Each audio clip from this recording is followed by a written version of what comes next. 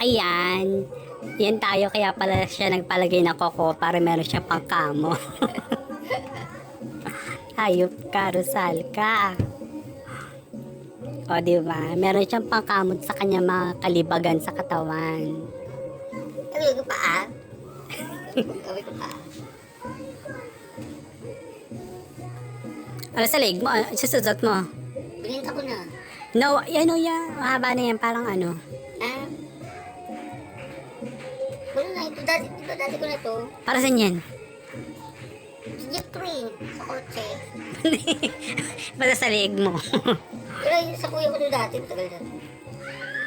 Taray. Oh. Nagilagaw pritas. Kamusta ang pag-audition mo sa Viva Max?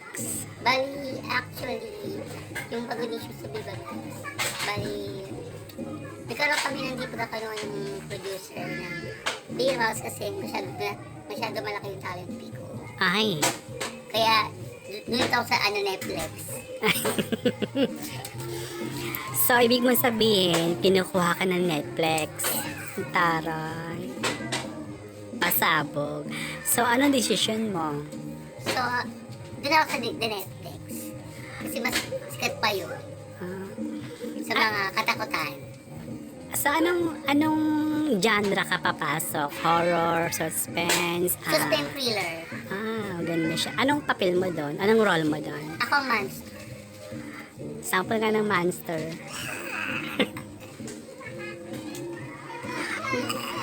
Ba't ayaw mo na sa Viva Max? Ayoko. Kaya talent fee ko eh. Paano pag-ibigyan ka ng pagkakataon maging pamalit kay Rosana Roses sa payag ka? Ayoko. Bakit? Kasi masyado siyang mataas na yung dati. Sa mataray siya sa mga... Ayoko na sana. Kung Butal sa Rowa. Tanda na yun. Ay. Kung bibigyan ka ng pagkakataon na i-remake yung Patikim ng Pinya, gagawin mo ba? Pwede. Diba? Napaka-pogi ng ano doon. Lalaki doon. So, napanood mo na yon. Si Anton Bernard. Ay, alam ni Bakala. Patikim ng Pinya. Yung palabas na ba yun dati, Miss Rosalga de Amor? Yes, nabutan ko. Nabutan mo yun. So, naranasan mo ni pala mag-finger. Actually, doon sa sinihan. Ay, Sa taray. Display. Tag-finger ka sa diswer. Yeah. Taray. Di nakakailang uto ka nun, every night. Dati, 5 kada isang araw. Ay, ganda. E di yung kipaila mo, puro na lambi yan, puro na ano yan. Chicharong bulaklak.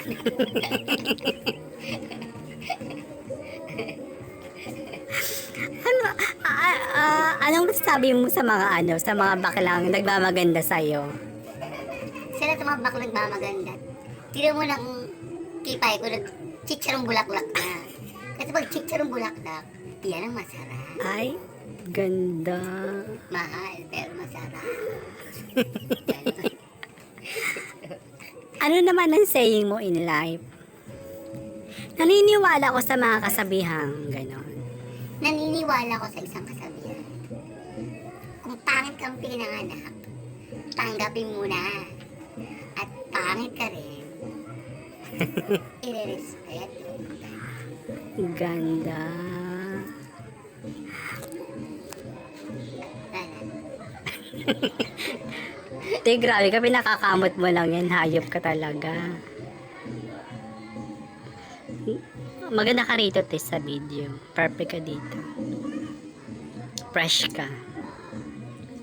Sa mga gusto magpagawa kay MC Aguilera ng nail extension, please log in our mcaguilera.yahoo.com. Pag gusto mo magpasikip ng kipay, kayo na pupunta. Kasi kay Belo na lang. Kung nasa iyo. Hayop ka.